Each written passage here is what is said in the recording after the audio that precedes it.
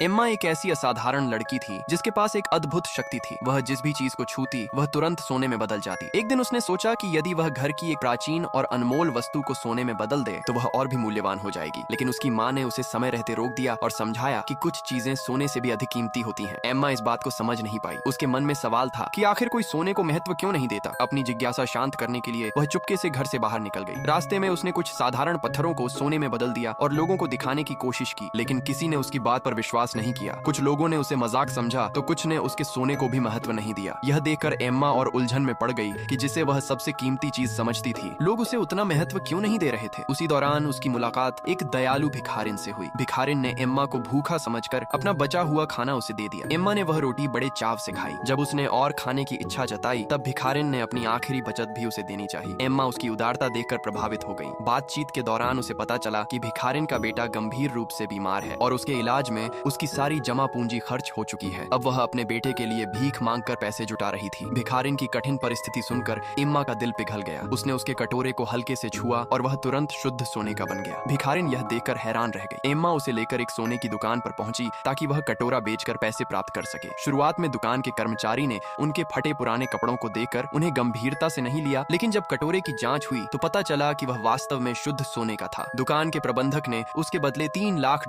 देने की पेशकश की। इतनी बड़ी रकम पाकर भिखारिन की आंखों में खुशी के आंसू आ गए। अब वह अपने बेटे का इलाज करा सकती थी। एम्मा उसकी खुशी देखकर संतुष्ट हो गई और चुपचाप वहां से चली गई। बाद में उसकी माँ ने दूर से यह सब देखा और महसूस किया कि एम्मा की सबसे बड़ी ताकत उसकी जादुई शक्ति नहीं बल्कि उसका दयालु और करुणामय हृदय है। यही गुण उसे वास्तव में अनमोल बनाता था।